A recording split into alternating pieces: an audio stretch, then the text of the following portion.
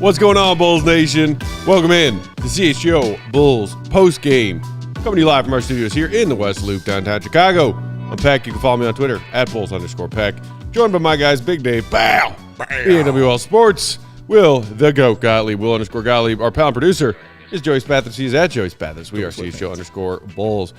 Welcome in, Bulls Nation. Thanks for joining us. If you're hanging out live on YouTube, hit that like button. You know what to do. And we'll talk about this heartbreaker of a loss. Bulls drop to the Heat. Season series 2-2. No more Heat unless, we see them in the play-in tournament. 118-116 the final. Jimmy Butler. The G stands for gets, gentlemen. G stands for game winners. The G stands for game winners. The G stands for got, because he got that game winner.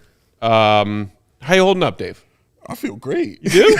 Yeah, I enjoyed the hell out of this game, man. That was a good game. It was a really good game. I'm really not mad. Jimmy Butler hit a game-winning shot, and they needed that win because they did not want to lose two straight to the Chicago Bulls in their own home floor. How embarrassing would that be? Yes, very much so bad. So, they needed that shit. And, the Bulls kind of handed it to them too, Will. Yeah, I thought it's kind of just a weird game. Coby was super cold until the fourth quarter, and then he exploded. Torrey Craig was God mode for a while. Game sliders turned all the way up. He had 16 points in 8 minutes. And then he left the game with injury. Crusoe was out. Obviously, Zach has been out. So just kind of a weird game. Patrick's going off. But, it was kind of some fresh storylines, which I think was nice. And, it's a close, fun, competitive game at the end. I don't think you can ask for much more. And I think that's... maybe Bulls win. Well, of course, you will want to win, of course. But, I think that's why I didn't, truly just upset or just, oh, God, I can't believe it. Maybe because I saw them win one and whoop their ass when they won one. So that was fine. But it was just the fact that they came out kind of opposite of the last game. They kind of reversed roles in that first quarter. Yeah. And you just thought the Bulls weren't going to be able to get back in it. Like you said, Coby White was definitely cold, super cold. 4 points in the first three quarters, 18 points in the fourth quarter. Yeah, definitely cold, man. And just wanted him to heat up in that fourth quarter when it was time to. And he definitely did. Shout out to DeMar for doing what he does as far as carrying the Bulls because that game could have gotten out of hand at any point in time, and especially in that third quarter when it's starting to go into those double-digit leads. DeMar kind of kept it close for him.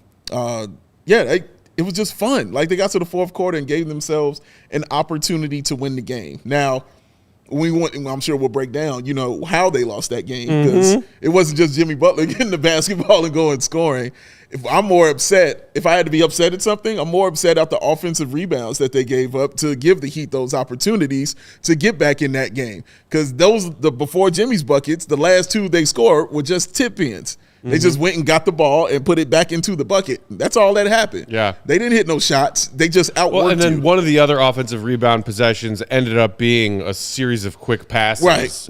And then a cutting Jaquez for the dunk. Jaquez Jr., yes. Right. With that dunk. So the Bulls' defense was in disarray because, they got the initial stop but didn't get the board, so nobody had their defensive assignments anymore. And one before that was the Caleb Williams when it went up and he just went over everyone, got it, tipped it back in. Martin. And then after that. Caleb Martin, excuse me. You're thinking about the NFL draft. Yes, I am. I'm always on it. But then the other one is Jimmy Butler, with his tip in also. So that's what was more upsetting to me to see that happen, more so than watching Jimmy Butler do what I've seen Jimmy Butler do 100 times. And I called it when I said step back, you saw it coming immediately. And I'm like, that's cash. You were calling drives the whole game. Yeah. And then at the end, you're like, that's going to be a step back. You saw it. That's what he do. He's hit that game-winning shot for the Bulls multiple times. Right, yeah. That's what he do. It's Jimmy shit. It's MJ shit. I think I saw Juan Mata in the comments saying, that's MJ DNA, taking a step back, long two, game winner like that. Jeremy Scott, so let's talk about what happened in that final sequence of possessions. Jeremy Scott in the comments saying that last turnover by DeMar is the reason we lost the game. Not to mention decisions from coaching. Ball should have been in P. Will's hands, and P. Will should have been on Jimmy, get sexy, not Coby. Johnny in the comments, meanwhile, saying really didn't like Coby. How, again, Coby had the hot hand and deferred to DeMar just to watch DeMar dribble his way deep into the shot clock and then turn it over. ISO ball. DeMar's ISO ball puts a screeching halt to a rolling offense. But again, as you pointed out, Dave, some of those DeMar hero buckets is what was keeping the Bulls in the game. Yeah, nobody else could score. But it is frustrating, I guess, and I feel like we talked about this in one of their other recent close losses. Was it maybe the Bucks loss? Where, and look, Coby was struggling with his shot through the first 3 quarters of this game. He finally knocks down a 3 in the fourth, and then knocks down a couple more. And even before that, got the free throw line, had a good drive bucket, inside. He had like a 10-0 run by himself, basically. He did. And then again, it's okay. DeMar's getting some tough buckets in the fourth. Coby's heating up in the fourth. DeMar ends up with a ISO possession late. He turns the ball over. Yeah. The other thing that I am probably more frustrated about than that, and the sharing of Coby versus DeMar possessions, how is a Vooch running lefty falling out of bounds layup attempt your last possession of the game? That is trash. Yeah. That is what I can't accept in that final sequence of possessions. Yeah. Coby or DeMar, I would have been fine with either. I think one of you guys said try and find Pat for an open 3. Yeah, I said he was knocking him down. Yes. I mean, anything other than a driving, heavily guarded and contested lefty Vooch layup, when before he took and missed that horrible shot, he was 3 of 11 from the field tonight. And that was how is that your last shot? That's exactly the point I was going to make. If that's going to be your last shot, that guy taking it, and it's not like that's what he does. It's not like you go 3 of 13, but we still get you the ball because you usually hit the game winners. No, and especially not at the top of the key when you're going to drive to the bucket and try to score. That is not your game as far as in the fourth quarter at the end. If it's a wide open 3 or mid-range shot, okay, because it means the ball's rotating and it found you. And then fine, take the shot. But you creating and going to the bucket with that, no, absolutely not. That is not the shot. You're right. That was a terrible, terrible decision by him, man. So that's the other reason that I was upset at that is you should not. It just shouldn't have been a shot. We knew who was hot. Coby was the one hot. DeMar is DeMar. Patrick Williams, just if he's open, give him the basketball. But Vooch going to the bucket for a lefty layup to give you a lead is a selfish play. That wasn't a play to win the game for your team. That was it's my turn. That was a selfish kind of play. And so Johnny in the comments just said Vooch is frustrated. He has been all season. He's going rogue for a while now. I push back on that a little bit. Okay. Because in this recent stretch where before tonight's loss they had won 5 of their last 7 games, you saw Vooch operating in a way where he was getting more touches. And it didn't necessarily mean more points. Right. But what it did mean was a more, equal opportunity Bulls offense. Correct. The one that they kept talking about in the offseason and then in training camp, and we didn't see until recently. And, Vooch has had some ugly games out of the gate this season. He also had, an awesome bounce-back game.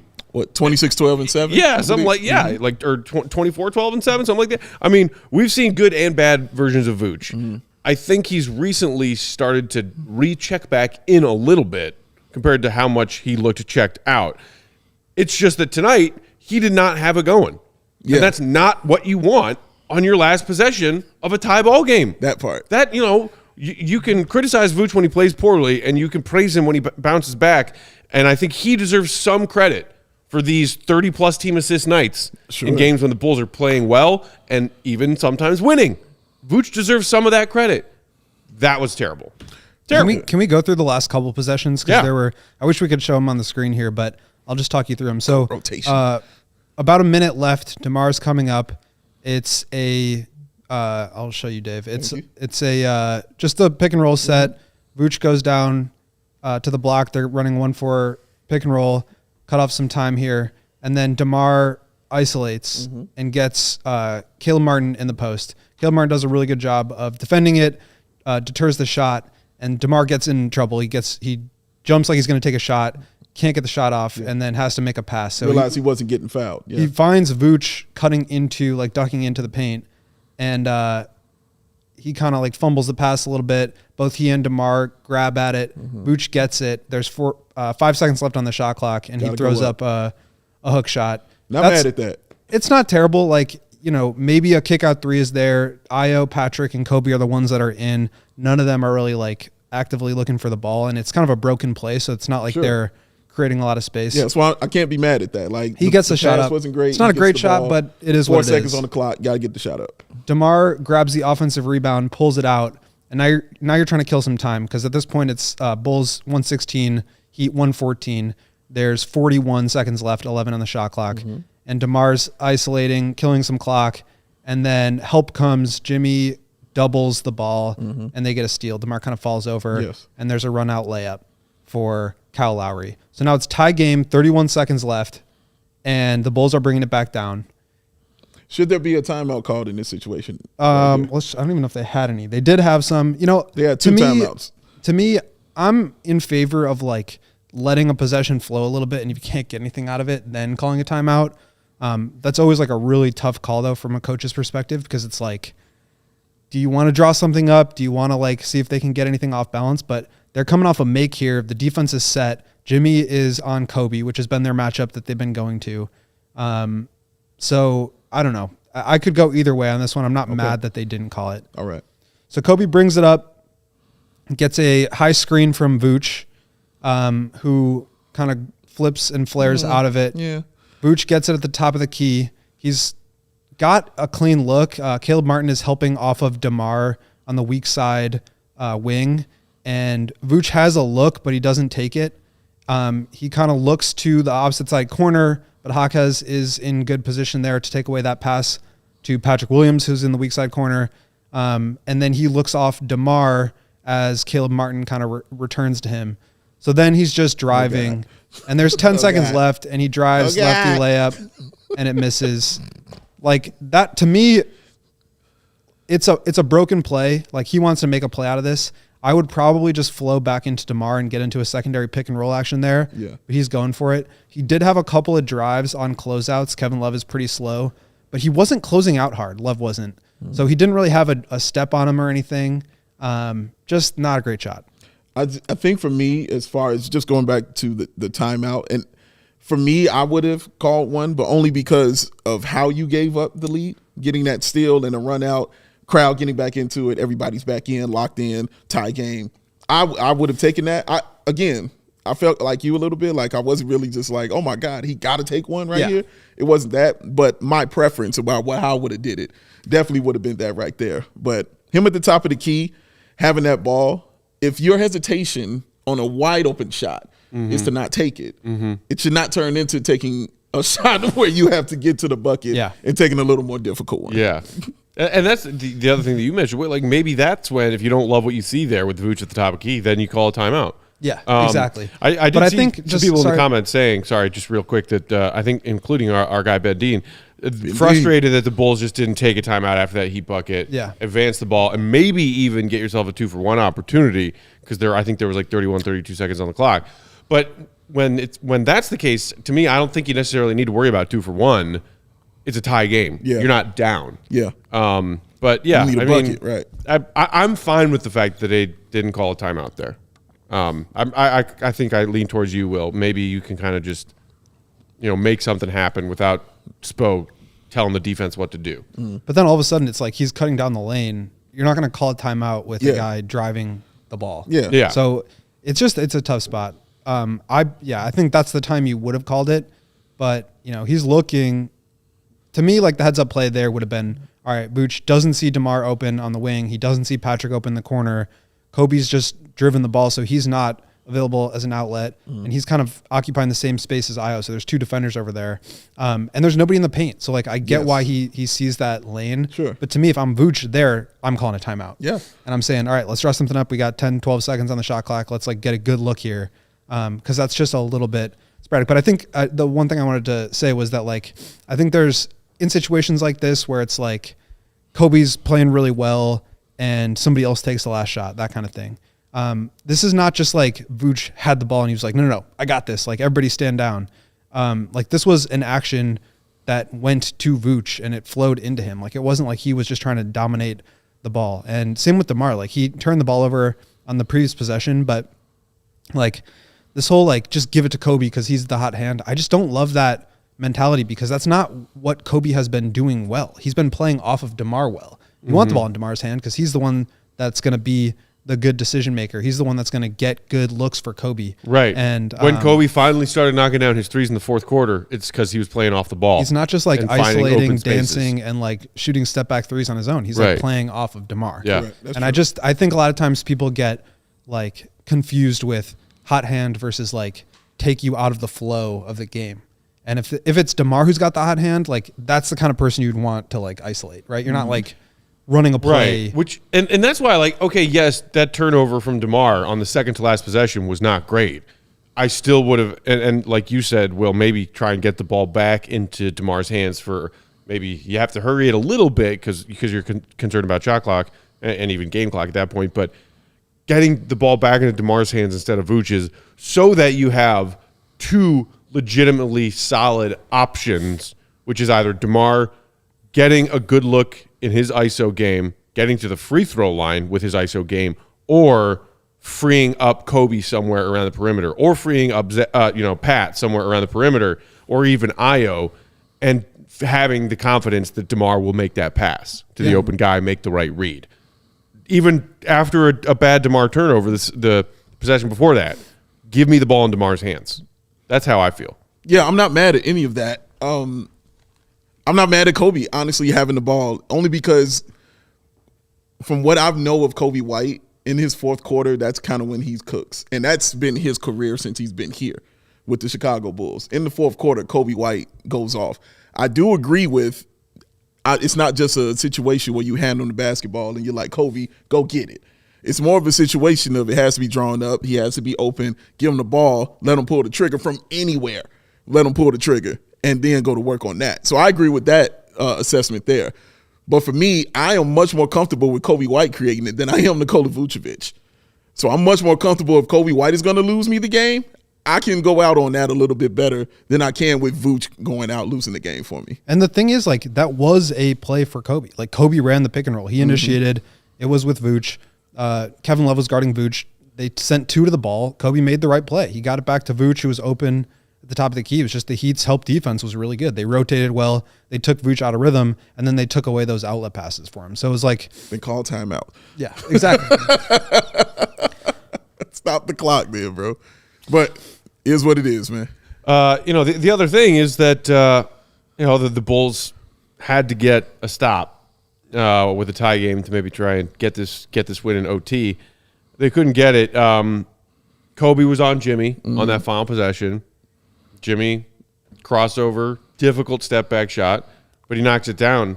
They were kind of hunting Coby on defense a lot tonight. All game. That's classic Spo. Try and attack his opponent's weaknesses or what he deems to be a fruitful mismatch. On the note of that last failed defensive possession for the Bulls, this is from Casey Johnson on Twitter a few moments ago. Billy Donovan said the Bulls need to use that final possession as a learning experience. Said they need to trap Jimmy Butler there because with a short clock, probably only one defensive rotation that you'd need to make. Right before we went live, Will, you sat down and said the same thing. You're like kind of surprised they didn't throw a trap or a double of some kind of Jimmy on that last possession. It was a stagger screen at the top of the key, Love and then Lowry. And it was, the Bulls run this play.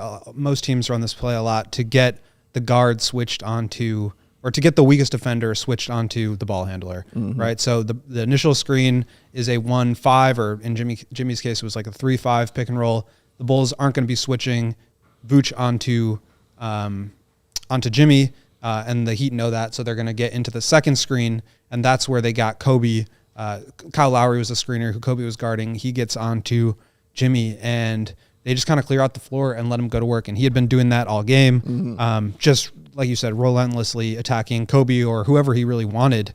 And that's a lot of times like what the Heat do is they put themselves in advantageous situations and either score over mismatch or their ball movement and their shooting allows them to take advantage when you try to double. So, I don't remember exactly how much time was on the clock when Jimmy got Coby on the ball, but there was no help coming from the strong side corner. Patrick was there guarding Jaquez.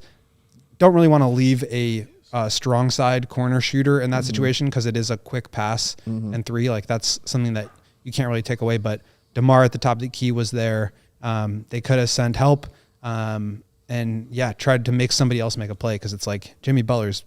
You want to take the ball out of the best player's hands in those situations and make somebody else make a play. Yeah. As good a shooter as Duncan Robinson is, as good a game as Jaquez has been playing. Yeah. Like you probably just want to make one of those guys beat you. Yeah, that you live with that. You say, okay, all right, man, Jaquez beat us tonight. At least make them play your game as opposed to you guarding them in their game. Or Kevin Love beat us tonight. Right. He was hot. Away. My God. Calm down, Kevin Love. Fire. He was on it. It was obnoxious. But again, I can't understate the lack of effort going for those loose balls for the Chicago Bulls tonight. I mean, even the play on the other end of the floor where Ayo tries to save it on the steal, saves it over to Coby, and Coby just kind of stands there. Oh, yeah, and the like ball the was ball's coming to center him. court. And Jaquez said, Jaquez just jumped that. I'll take that, and I'll go to the bucket. We saw that several times tonight, man. They really just that effort, and you saw it become more and more evident as the game got closer and closer and tighter and tighter. That's what really good teams do. They do everything matters. Every possession matters, and the Heat knew that. And that's why their effort was a little bit higher than the Bulls. The Heat knew that they had to get these loose balls. They had to get these tip-ins. Everything truly mattered, and they walked away with the victory. Heat also had an edge, 24-18 points off turnovers. The Bulls only had 5 total turnovers in their win over Miami on Thursday. Today. I think they had 6 or 7 turnovers in the first quarter.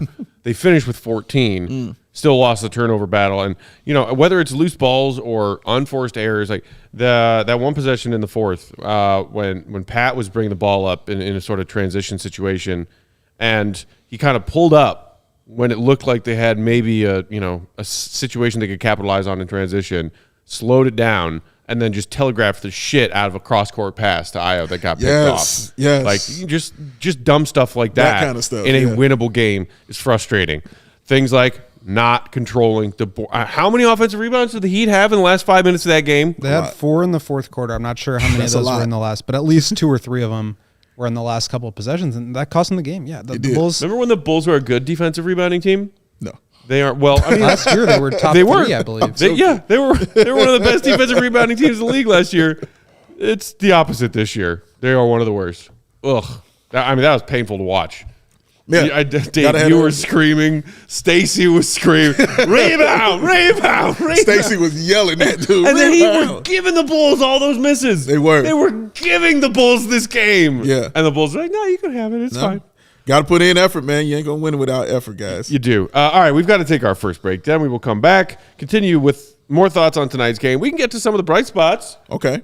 Patrick Williams. That was a bright spot. Pretty nice game. Bright spot. While we're sharing these words from our sponsors, you know what to do. Hit that thumbs up button. If you're watching on Twitter. If you're watching on YouTube, make sure you also subscribe to our CHGO Sports What's that? YouTube channel. Remember Periscope being a thing? Those live Twitter streams? Oh, my gosh. Big Dave. Yeah. You want to help me tell the people out there about ComEd? I want to tell you all about ComEd, Matt. Yeah. I want everybody and the people to know. Joey Sweatpants, listen up. This is important stuff right here. It's getting easier, Joey, for businesses to switch to electric vehicles. I don't know if you knew that, but that it is.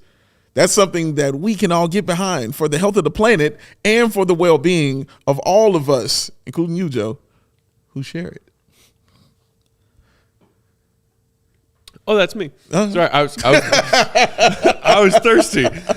That's right, Dave. The electric grid is evolving. Taking that information in. Your cleaner energy needs. As we all move with confidence towards an electric tomorrow, whether you have one delivery van or a whole fleet of shipping trucks. Like George. ComEd can help guide you to make the changes make sense. Let me think. You know, man, I do have a question. Sure. So what, and I don't know if you know the answer to this, but I'm going to ask anyway. What should business owners do?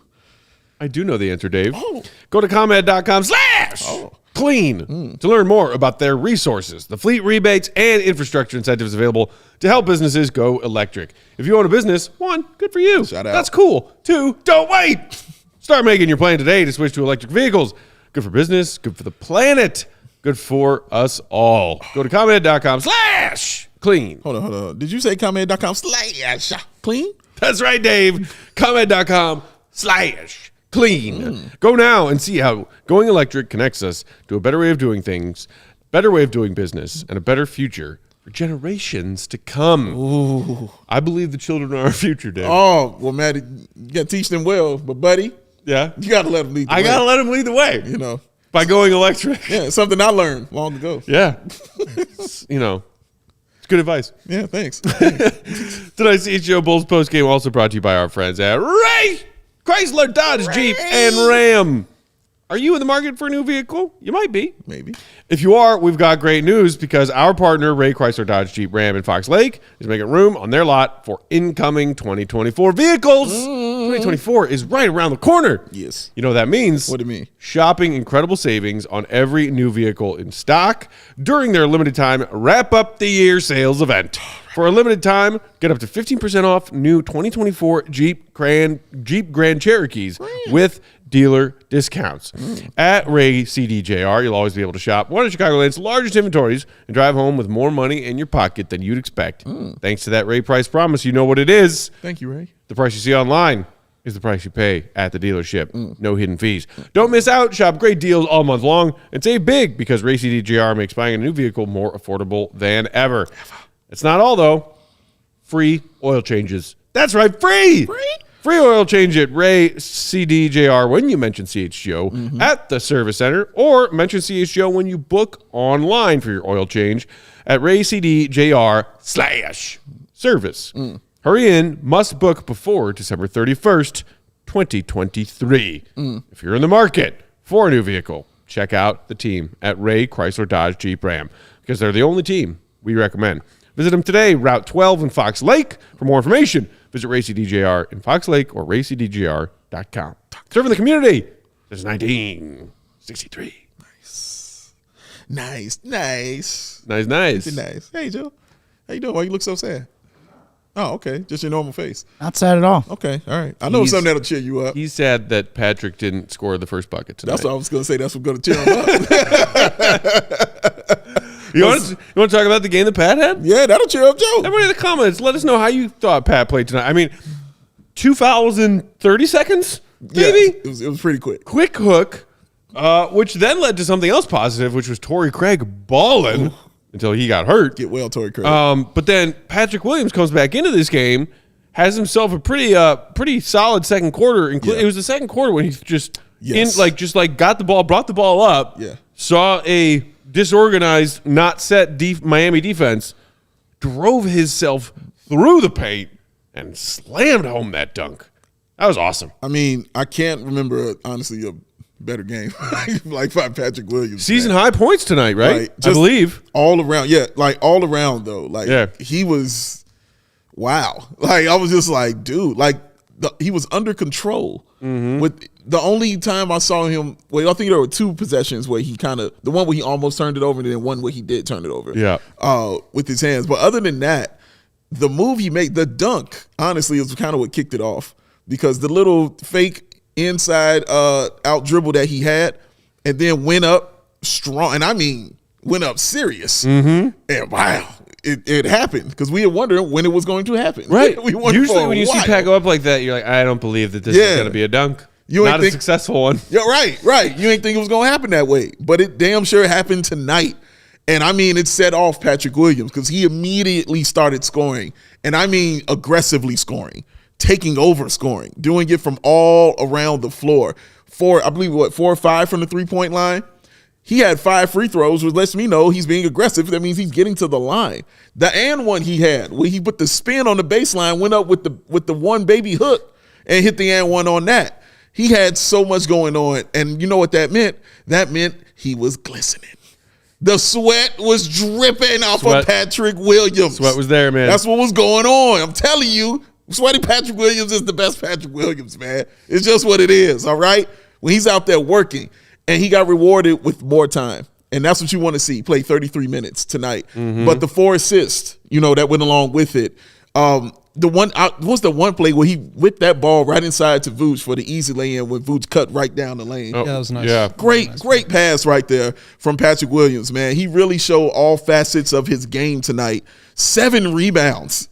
And the way he was going up and fighting on the offensive rebound side of the court, on 3 people, I saw him fighting to get a rebound. And I'm like, wow, I was dumbfounded. It's, again, as I say every time, Patrick Williams has one of these games, Matt, it's about the consistency. We love seeing it. It's awesome to see. I've seen it more this season. I need to see a string of this, though. There's no excuse why you can't put together a string of these kind of games when you can get out there and put up these kind of numbers, man. Yeah, absolutely. And I think, the first thing that pops off the page, as you mentioned, like just the aggression, but I mean, he was 8 for 10 from the field. And when I see a game like that, obviously 25 points, season high, he just was super aggressive, as you said. But when I'm looking at those numbers, my first thought is like, all right, well, is this just a hot shooting night, or is there stuff here that I can point to that even if he's not, shooting the ball well or scoring the ball well, he's still going to be able to replicate? And first of all, 4 or 5 on threes, like we know who he is. He's a 40% 3-point shooter. He's been pretty bad this year. There are going to be games where he gets hot. But also 4 or 5 on 2s. I thought that was great. Had a couple of pull-up jumpers, but for the most part, it was like all downhill, going to the rim, aggressive. He had a couple of and ones. 5 free throw attempts is the most since, I don't know, I just had it pulled up for like over a month, I think. So he's just, I love the aggression getting downhill. And some of the finishes were really impressive too. Like we've seen him try to do a little bit too much finishing, or just like have trouble finishing through contact, but like he was going up and over guys. Just thought it was a really the kind of game from him that it's not, to me, just like a hot shooting night. Like there's stuff in here that you can build off of, that you can continue to see on a nightly basis. And like, this is the chance for him to really start to string that stuff together, because Torrey Craig could be missing some time. Who knows what happens with him? Caruso obviously is always going to be an injury risk. We're not sure how long he's going to be out. Zach is out. So like, they need guys to step up, and it feels like Patrick has kind of like answered the call for the most part over these last, 7, 8, 10 games. Like he's been in double figures for the most part. The last 2 he was just under, but 15 points against the Bucks, 20 against the Spurs. He's been getting after it, and there's going to be days where he's 2 for 8 or 3 for 9, like the last 2 games, but he's going to bounce back and go 8 for 10 one of these nights. And it's mostly about like the consistency piece, but it's a consistency of how he's playing, not just like whether the shot goes in. I think that's an important thing. No. I'm with you. Plenty of you tuning in with your thoughts on Patrick Williams' game tonight. Johnny in the comments saying P will transition out of passive P and into protagonist P. Proactive P. That's proactive. Isn't that like an acne medication? Proactive? Yes, it is. You're absolutely right. They own that. It's we got to find a different trademark. one. Gotta get another. Got to find a different one for Pat. We heard the Kawhi tonight on the broadcast, and I was like, it was that like giant, one hand flip shot from the baseline. Yeah, it did look very Kawhi-esque, but I was like, can we stop? But that's where it should have stopped. Yeah, it's right there. That's his shot. Rob saying the refs pissed off P. Will with those early Jimmy fouls. Man, took it out on him. Yeah. Colin saying the Pat dunk may have been the best Bulls dunk of the year so far. Also wondering if Pat starts converting these dunk attempts, will he turn into the current version of Lauri Markkanen?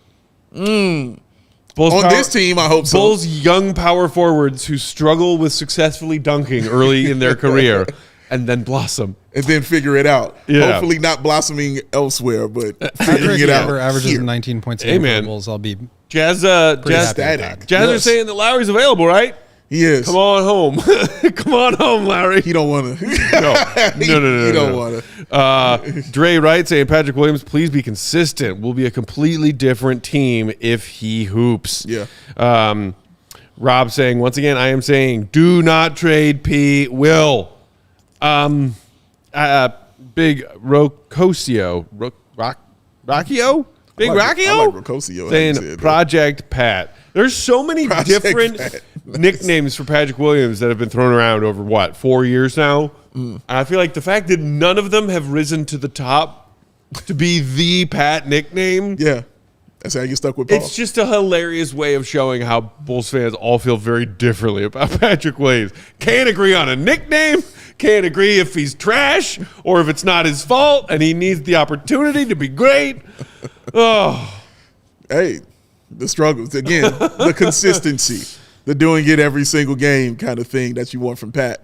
And the aggressiveness is what I will always be most happy about with a guy like Patrick Williams. And when I talk, and the consistency, honestly, for me, it ain't even the scoring. It's the aggression and the rebounding. You know, I'm like, dude, give me that every game. Aggression. Like, yes, just give me the aggression and realizing that you are a train and nobody can do anything to you once you make up your mind on that stuff, man. Like, how many people he got to put in the crowd when he puts their shoulder into him, bro? Seriously. Like, seriously. And our guy Flipside just reminded me in the comments of something that I had forgotten about, which is he said, still waiting on that Patrick Williams tech that DeMar promised to pay for. At least we had glistening, sweaty Pat tonight, which proved that he was exerting effort. Yes. Now we need angry Pat. Yeah.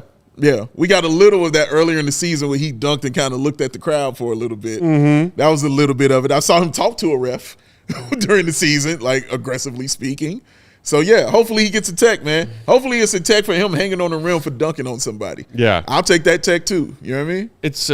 It's encouraging, meanwhile, just like with Zach out, Caruso out, whoever, you know, seeing some of these games from, like, again, Pat only took 10 shots tonight. Yeah. But he was efficient on those 10 shots. And he did other things that looked like an engaged, you know, aggressive version of himself. What was he, a plus 12? Was he a plus 12 tonight? Patrick? Yes, sir. He was plus 12. Plus 12. Team best plus 12. Yeah, he was awesome, man. Like, he knew when to do it. He picked his spots very, very well. And it wasn't just, I'm throwing it up to be throwing it up kind of situation. Like, even the three-point shooting, my goodness, man. Like, he was just everywhere. It wasn't just one spot. It was everywhere on the floor. And that's what just makes you excited for Pat, because when he's going, and this has been since his rookie year, when he's going, it's never, ever just one part of the floor. Yeah. Well, I'm talking offensively when he's scoring. It's never just one part. It's push shots. It's fadeaways. It's dribble drives. It's three-pointers. It's one-handed joints from the baseline. It's getting to the free throw line. It's dunks. It's layups. It's a woozy. It's a wazi. It's so many things that he has in his bag when he's going like that just makes you excited. So when you see it come together, I'm like, bro, this is what I want to see more of. You know, like, you have so many things that you can do. I just need you to tap into it more, and more, and more, and more, and more. And then a little bit more. And just mas. Bulls fans are hilarious. So, yeah, I already mentioned that Rob in the comments said, do not trade P. Will. A few comments down. Justin, trade P. Will right now. Love y'all, man. Bulls Nation is truly the best. They're the best. I want to circle back because we've gotten a couple more quotes from Billy and Vooch about the last few possessions of this game. And, you know, this was a game that was decided in the final few minutes. Yeah. So first on the lack of timeout thing that we were discussing, Billy Donovan said that he wished he had moved to call a timeout quicker on the DeRozan turnover possession before DeMar turned it over, because Billy saw that DeRozan had his back turned to the trap and didn't see it coming. So, like, Billy saw that there was maybe a turnover situation coming because DeMar didn't see the trap coming. And that's when Billy said he would have preferred to use a timeout if he could have done it over. But on the DeMar turnover, not the before the final Vooch possession. Thoughts? Well, probably both. I mean, that too. I think that's what you want to do in those situations is, like, get a good shot, get a clean look. And whether that was a turnover or not, it was not like turning into a play where they were going to, like, likely get a really clean look. It felt like DeMar was either going to have to force something or it was going to be a turnover. So, yeah, I could see that for sure. And then Vooch on that last possession from Casey Johnson, quote, I definitely could have gotten a better look. You think? I thought I had Kevin Love when I picked up my dribble. He kind of closed off. I should have taken one more dribble, been a little more patient. It didn't end up being a great shot. A tough layup, half left hand hook. I wish I could have made a better decision. So do we, Vooch. So do we. At least he owned up to it. He's wearing it. Yeah, he's wearing it. He's wearing that.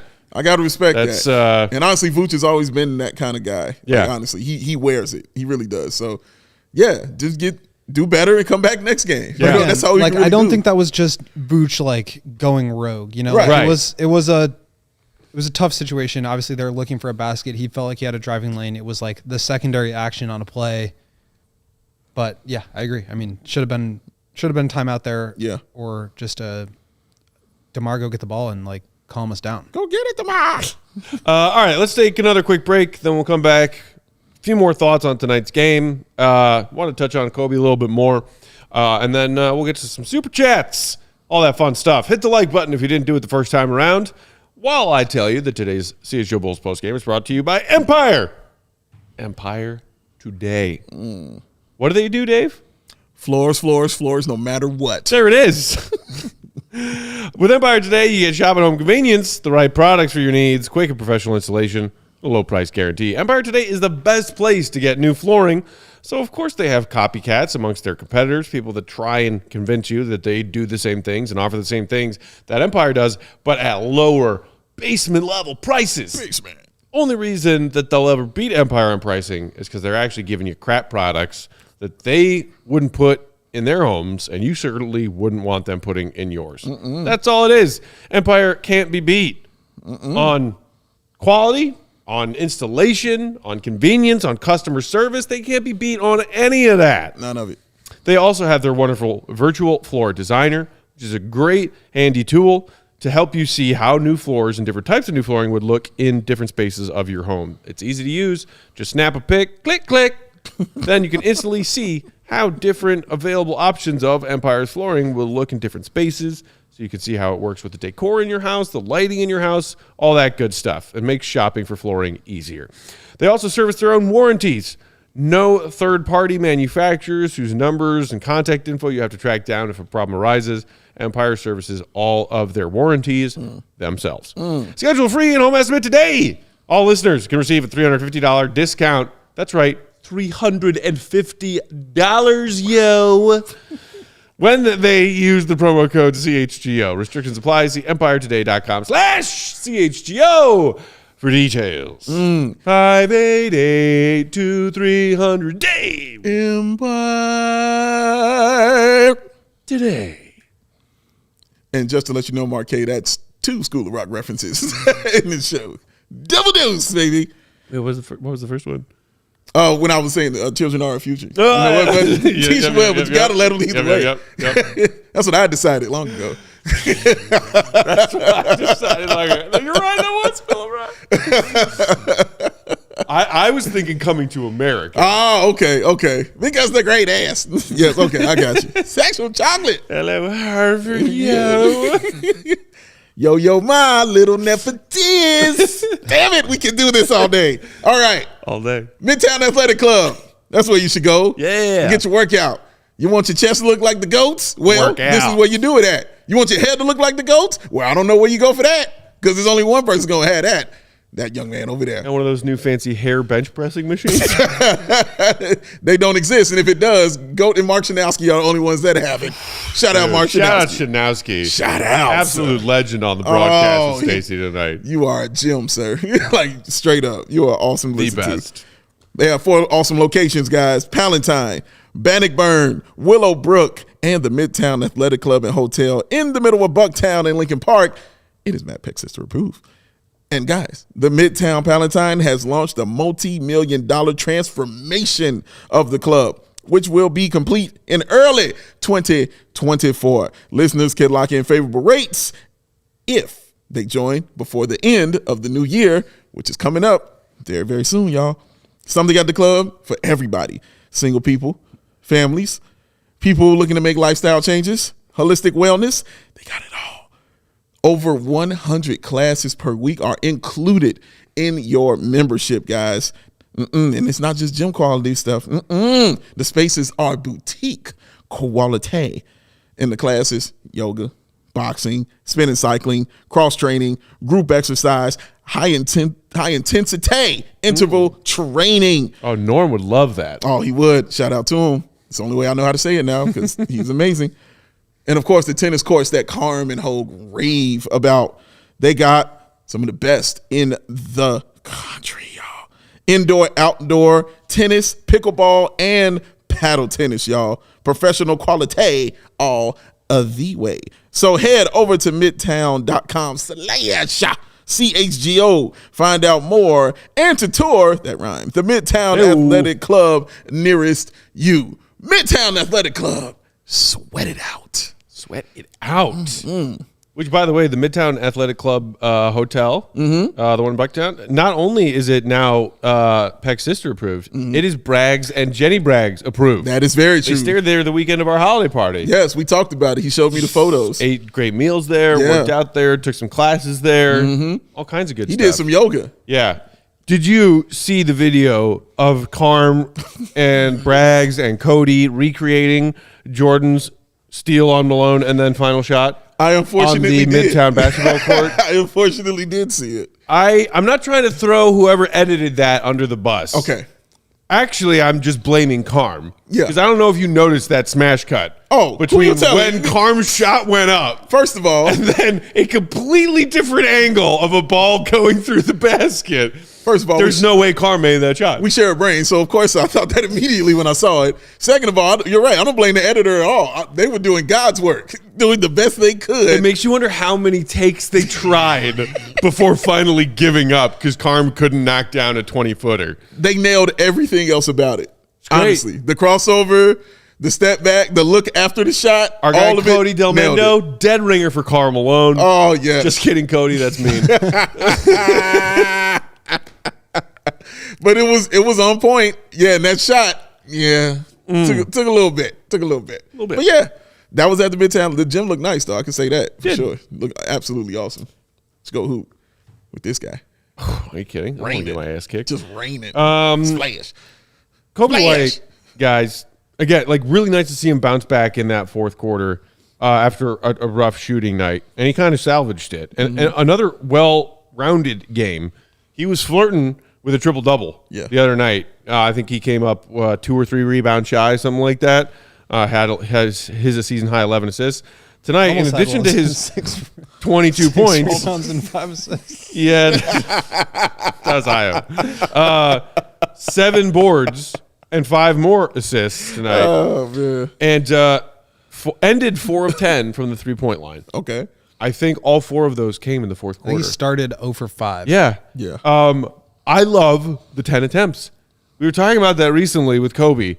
When, like, as long as he's shooting this well, there is no excuse for him to not take 10 threes a game. None whatsoever. It was nice to see him bounce back like that. And the silver lining is he kept that streak going. Yeah. It looked like tonight may have been the night when the Coby streak came to an end because he came into the fourth quarter like 0 of 5 or 0 of 6 from downtown or whatever it was. He knocks down a few threes in the fourth. 14th straight game that Coby has knocked down 3 or more threes. Wonderfully impressive stretch. Happy for him. It's cool. We also learned tonight, I think it was via Bulls PR, that now that it's a 14-game stretch, Coby joins a list that contains only 4 other names in NBA history who have had a streak of 14 or more consecutive games knocking down 3 threes. The guys with? Wardell Stephen Curry. He good.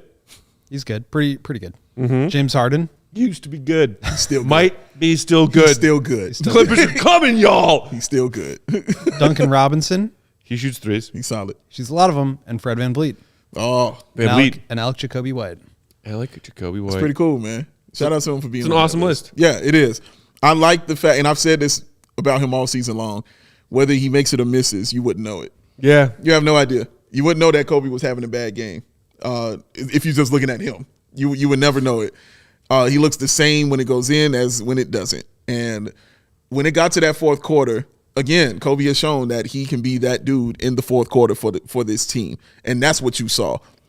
I think him not hitting those shots, obviously teams are going to play off you a little more and be more concerned with people who are doing it. And fourth quarter is usually DeMar time. So I'm sure, collapsing on him, even collapsing on Patrick Williams or whoever's hot at that time is going to leave him open, and Coby will make you pay. It's really that simple. But what let you know that he was on was when he hits the three, the Bulls get the turnover, he comes right back down and hits another one. And then you saw Spo say, hold the hell up. He said, hold on, buddy, time out here. This dude is going off. Coby White has just been awesome. I love how he talked about learning his shot now this season. Mm-hmm. And he says now it's not just the fact that I miss, it's why did I miss? Right. Excuse me. It's why did I miss? And now he's figuring out why he missed certain shots. And so him understanding his shot better is like understanding yourself. More knowledge of self is a better human being. And more knowledge of your game is a better basketball player. So that's what you're seeing Coby White do on the floor. He understood he was cold, did what he needed to do to adjust his shot, to get hotter, and put the Bulls team in a position to get a win. Just didn't get it done. I actually thought he passed up some shots. Like he did, to me, feel a little bit rattled by the 0-for-5 start. Mm-hmm. But I mean, if there's one thing about Coby, whether it's like he's a 40%, 45%, 50% three-point shooter or not, like he is a guy that will get hot in bunches and like make a bunch in a row. So like the timeout that you mentioned that Spo called after Coby hit 2 in a row, it's like, all right, even if they weren't taking him like 100% seriously because DeMar was cooking or whatever, like then all right, we can't leave this guy. I actually thought the Heat had a really smart game plan of, first of all, they tried to take Coby out of his game a little bit tonight by just putting Jimmy on him. Some respect size to disrupt him, some respect, obviously, but also just like one of the best defensive players in the league. Yeah. And also I think what that did was take the Heat out of situations where they had to go to a pick and roll to get Coby switched onto Jimmy for that mismatch. So I think that was pretty smart strategic play, and that's the value of just having like one of these big wing shot creators that can get you a bucket and also be your best defensive player. That's just like the rarest, awesomest thing you can have in basketball. But yeah, I mean, credit to Coby for not just falling into that trap and continuing to get threes up. They came into that fourth quarter down 11, right? And Coby scored 10 in a row by himself and like got them back in that game. So yeah, I mean, I think this stretch without Zach has, obviously he's like stepping up and filling that role, but I think it's also really good for him for kind of the first time since like this iteration of the team has been put together where he has to like play through mistakes now. It's not like Coby, go out there, do your thing. If you're doing great, keep going. If not, like we'll put somebody else in. It's like different now versions of Coby and different versions of Bulls over the last few years. Yes. Billy's had Coby on a quick hook. Yeah. A lot of different times in different roles. Playing a game. Because he look over here. Because he wasn't always giving you much if he wasn't getting super hot. And now, one, that's not the case as much anymore. And two, they need those shots because Zach isn't there. So I think this is a really cool growth opportunity for him where, like even if he is off to a cold start, I mean, 4 points in 3 quarters and then to go off like that in the fourth, I was just really impressed with the way that he bounced back. Yeah, really was, man. Like it's becoming expected now. Like it's becoming Coby White is going to have these games and do this for the Chicago Bulls. Like, yeah, I like it because I'm telling you, the second I saw Jimmy Butler guarding him in the first quarter, I got excited because I'm like, oh, that's respect. That's honestly what that is. Like, game planning, of course, it's all of that. But when you're putting your best defender, and like you stated, one of the best in the league, on Coby White, I'm like, oh snap! Your name is on the chalkboard. You know what I'm saying? Like you're up there. They're talking about you, bro. They are game planning for you. That is awesome to see. So that will be the interesting part of how things progress right now. Just about to say that. Way to get in there, Will. Come on, man. Sorry, I took your thunder. Keep going. Reserved parking spot. But this is like what Billy has mentioned in the past with Ayo is like he came out to a really hot start during his rookie season. And they started putting him on the chalkboard. And then they put him on. They're putting him on the chalkboard, and now it's like, how do you respond to that when now you're starting to be game planned for? The scouting report has you, and your tendencies and your strengths and weaknesses are up there for guys to know to take that stuff away. Right. How does that change? How do you adjust to that? And Coby's obviously had a really hot stretch here. He's been in the league for a long time, but this is a different player right now because of the role that he's in and because of the way that he's playing. If the shots stop going in, or if they're defending him a certain way, how does he respond to that? And can he shake that stuff, even if it's not going his way for, the first 36 minutes. Yeah, and I think that's important. Like, this next stretch is really going to show that because they're playing some real legit teams, you know what I'm saying, in these next few games. So those teams are going to do their research, on this Bulls squad. So you're going to find out, what kind of respect or what they think of this winning streak the Bulls have been on. You'll find out. We're going to find out real quick. All right, one more quick shout out to our friends at Circa, then we'll come back. We'll get to some super chats, then we'll send y'all on your merry way to enjoy the rest of your weekend. What's the funny? Just the way you said that is hilarious to me. Send you on your merry way? Send you on your merry way. I'm just like that. I'm ready to send I our like fellow that Bulls fans because on you their merry mean way. it. It sounds like you really mean it. Yeah. Like, on your merry. It's Saturday night. Yeah. Tomorrow's Sunday. Yeah. Hope y'all are off. Get to enjoy maybe a Bears win. Shout out Sam Laporta, 3 touchdowns. 3? 3. Yet another one? Got another. Are you gonna win? I don't know. I mean, it's a close game. I'm not even winning right Dave's now. ranking his that. playoff matchup with just his tight end. Hey, man. It's impressive. 3 It's tough. touchdowns? The guy I'm playing is serious, so we'll see. 3. If for some reason that fantasy football matchup doesn't work out for you, you can always make some money and have some fun at Circa Sportsbook. Oh, Who offer those tight money line splits and use the low hold model. They always strive to have minus 110 odds for spreads on games, for over-unders on point totals, whatever it is. You will almost always see it at minus 110 starting out. Not at 115 or 120, like a lot of those other sports betting apps are doing these days, for no good gosh darn reason. jerks. Other than greed. Not Circa. Minus 110. It's the place to be. They also don't limit players based on their winnings. Every player has the same limits no matter what, no matter if you're on a winning streak, a hot streak, the amounts you're betting, no limits. They also encourage bettors to not only down that Circa Sports Illinois app, but try any others you want. Plenty of sports betting apps available to you these days. They know that. They encourage people to try for themselves, compare, and find out for themselves. That you're going to find more often than not the best value, the best odds, the best payouts at Circa. They also have unbeatable customer service. Unbeatable. Just like Empire.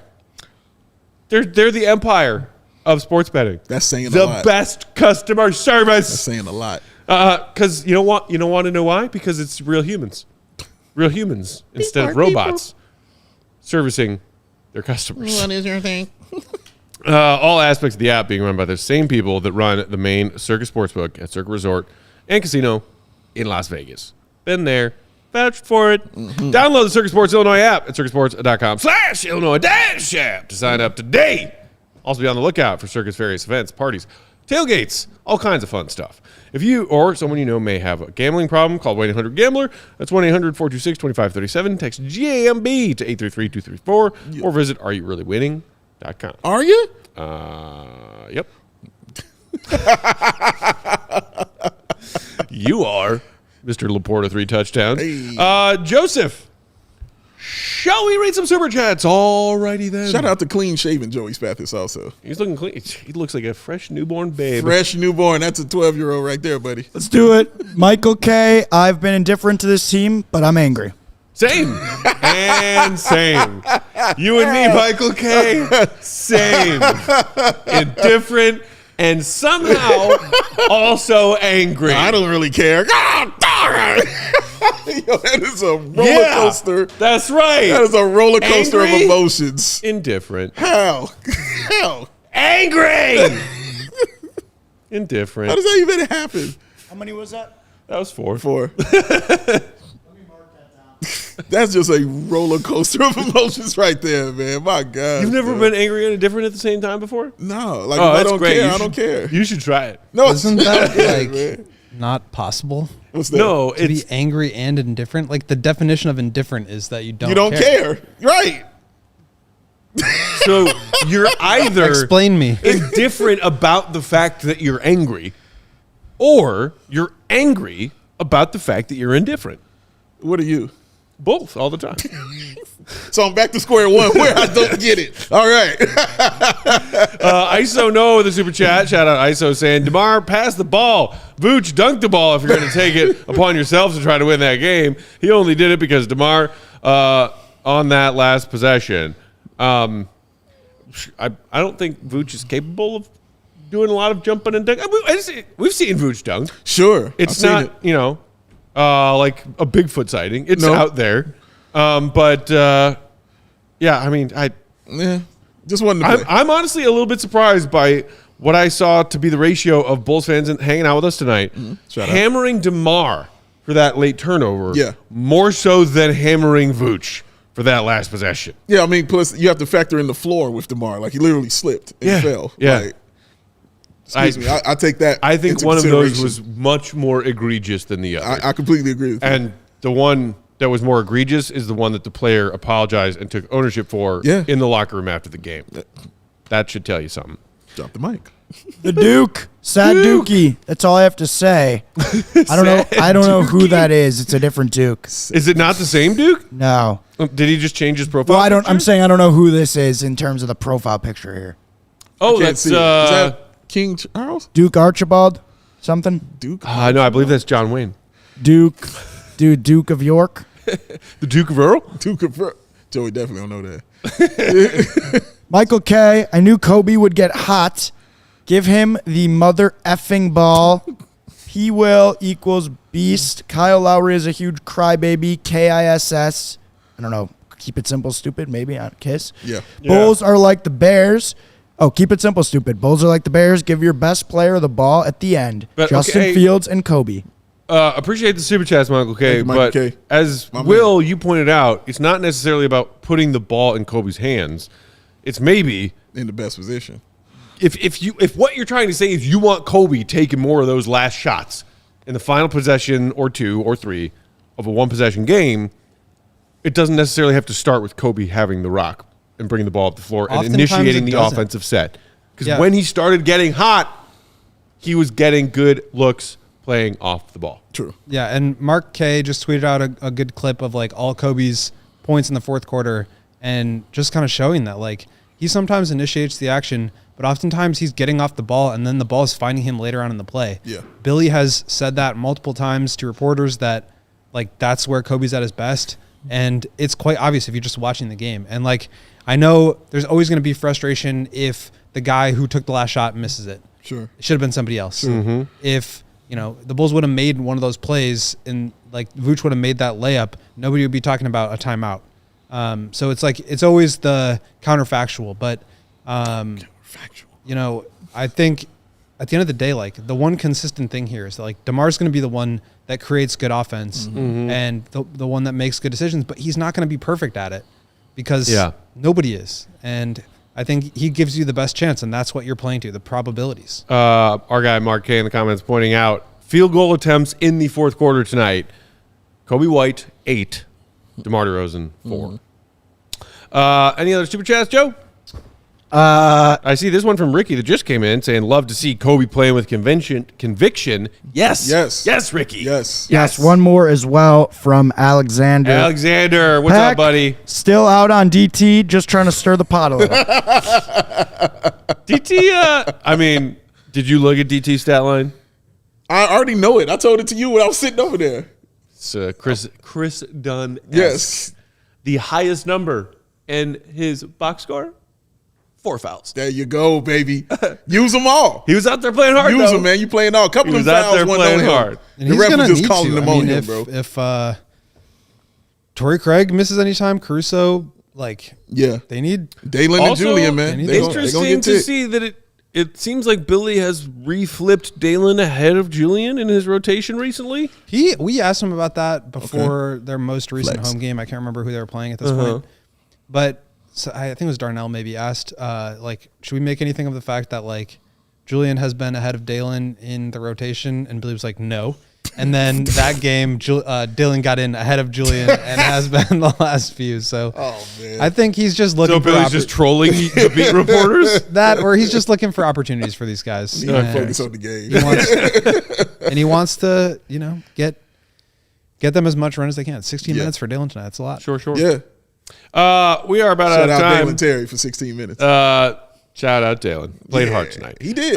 Thank you for joining us. Hit that thumbs up button on your way out if you haven't done so yet. We greatly appreciate it. Also, make sure you subscribe to the CHGO Sports YouTube channel. Bulls are off tomorrow, as are we. Sunday, enjoy it. Monday, Bulls back in action at Philly. Oh. Taking on the 76ers. Embiid. I believe it's a 6 p.m. tip. Always love that. That means we'll see y'all at 5:30 for pregame. Embiid loves the Bulls. Loves the Bulls. First win over Embiid happened last season, did it not? Finally? Did we? I feel like I remember that being a thing that happened. okay. We finally got a win over the Sixers when Embiid was playing. So we're Yeah, 13-1. Mark First was time here. in Embiid's career. Remember we had That's right. Rinaldi's? Yeah, It that was was. during the Mark K trip. That sure was. Legendary. When are you coming back, Mark? Had our special sauce, Mark K, with us. Until Monday, you can follow our guy, Willie Go Gottlieb, Will_Gottlieb on Twitter. Also, if you haven't read it yet, check it out. Fresh mailbag. Questions from y'all answered by this guy on allchgo.com. Big Dave, bow, BNWL Sports. I'm Bulls_Pack. We are CHGO_Bulls. Our pal and producer, Joey Spathis. He's at Joey Spathis. How's George doing? Son of George and Lisa. He's great. Did you have a good School time of the on night Thursday? recipient, Yeah. George Spathis. Enjoying that Yeah. championship belt? No, he loved it. Good. He loved it. Did he take the belt home with him? He did not take the No, belt. he home. didn't. You know, like sometimes, That's like not kids, allowed. grade school kids that have like a class pet, it'll Yeah. like your turn to take the pet home for a night. Yeah, we went to different grade schools. We didn't do that. No, I did that. Yeah, we've done that. We didn't. Well, we didn't. Stuff like that. Yeah. Yeah. What did you take home? It was like something like that. Like take it home or like come in and feed it or something. yeah, like, yeah. You like took What turns was it? taking care of the school pet. What, Well, like I don't a know. We had fish like or a gerbil or a- I think we in one of our class had like hermit crabs. Oh yeah, there you go. All right. You had this too? No? Great school class pets. Have a great rest of your Saturday night. Have a great Sunday. Bear down. Tune in, CHGO Bears. They'll be here for y'all. Pre-game, post-game, all that jazz. Let's go, Justin. Let's get a win. Let's do it. Stay in the hunt. In the hood. And we'll talk to y'all Monday. Much love. Appreciate you, Bulls Nation. See you, Red. Be good. Love you, Mom. Peace. We all silly like the mayor.